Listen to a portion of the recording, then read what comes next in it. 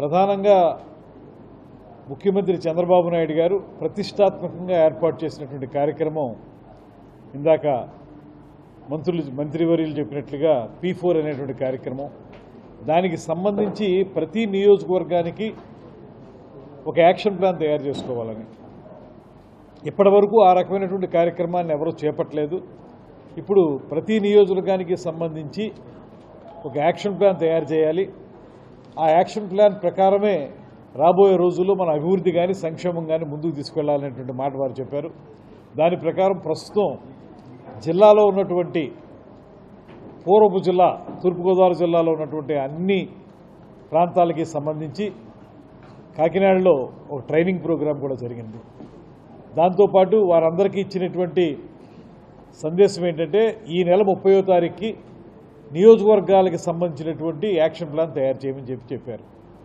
అది తయారు చేసి దాన్ని 30వ తారీఖు తర్వాత మేలో నియోజకవర్గాలకు సంబంధించినటువంటి ఎమ్మెల్యేలకి ఆ విషయాలను వివరించి దాంట్లో ఇంకా కూర్పులు చేర్పులు ఏమైనా చేయాల్సి వస్తే చేసి మొత్తం మీద ఒక సమగ్రమైనటువంటి కార్యాచరణని నియోజకవర్గానికి సంబంధించి చేయాలనేటువంటిది ముఖ్యమంత్రి గారు ఇచ్చినటువంటి ఆదేశం.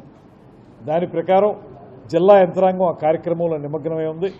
30వ తారీఖు తర్వాత ప్రతి నియోజకవర్గానికి సంబంధించినటువంటి యాక్షన్ ప్లాన్ని స్థానిక ఎమ్మెల్యేలు అందరూ చూసి వాటిని మరింత మెరుగుపరిచి అమలు చేయడానికి వీలుగా కార్యక్రమాన్ని చేపట్టడానికి అందరూ సిద్ధంగా ఉన్నామనేటువంటి మాటను కూడా ఈరోజు ఈ చర్చలో వచ్చినటువంటి ప్రధానమైన అంశం.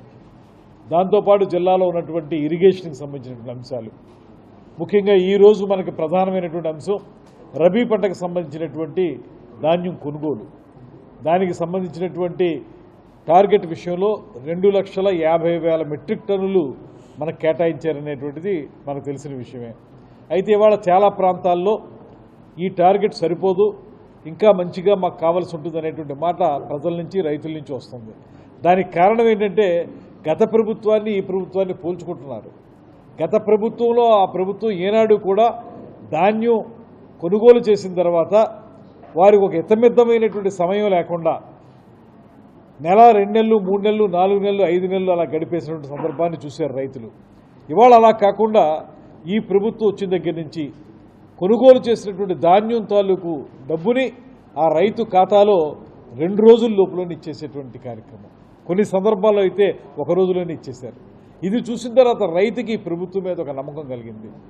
మనం పండించుకునేటువంటి పంటని ఖచ్చితంగా గిట్టుబాటు ధరకి తీసుకురాగలుగుతాం, దాంతోపాటు సమయం తక్కువలోనే మనం తెచ్చుకోగలుగుతాం నమ్మకం వచ్చి చాలామంది ఇవి ఇంకా పెంచుతూ ఉన్నారు.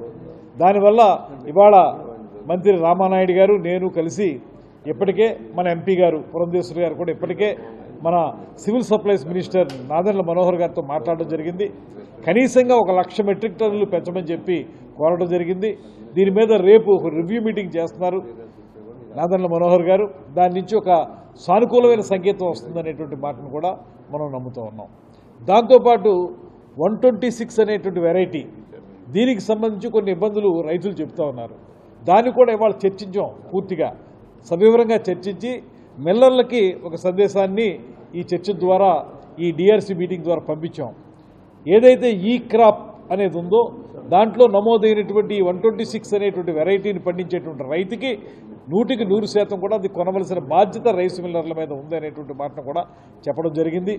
దాంతోపాటు సొసైటీలు ఏవైతే ఉంటాయో ప్రాథమిక వ్యవసాయ సహకార పరిమితి సంఘాలు, వారు పూర్తి స్థాయిలో ఈ కార్యక్రమాలను చేపట్టి రైతుకు అండగా నిలబడాలనేటువంటి మాటను కూడా ఇవాళ ఆదేశం ఇవ్వడం జరిగింది.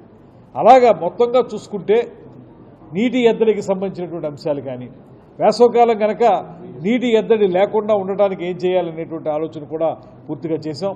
విద్యకు సంబంధించినటువంటి అంశాలు, ఇరిగేషన్కి సంబంధించిన అంశాలు, ఇతరత్ర అన్ని అంశాలని కూడా కూలంకషంగా చర్చించి ఇవాళ ఇది ఒక ప్రయోజనాత్మకమైనటువంటి DRC మీటింగ్గా దీన్ని తయారు చేయడం జరిగింది. ఇందులో అందరూ కూడా సీనియర్ శాసనసభ్యులు, కొత్తగా అయినటువంటి శాసనసభ్యులు అందరూ కూడా అనేక రకాలైనటువంటి ఆలోచనలు పంచుకుని అందరూ సమాలోచనలు జరిపి ఇవాళ మేము అందరం కూడా ఒక సంతృప్తికరమైనటువంటి మీటింగ్ జరిగిందనేటువంటి ఆలోచనతోటి బయటికి వెళ్తున్నాం.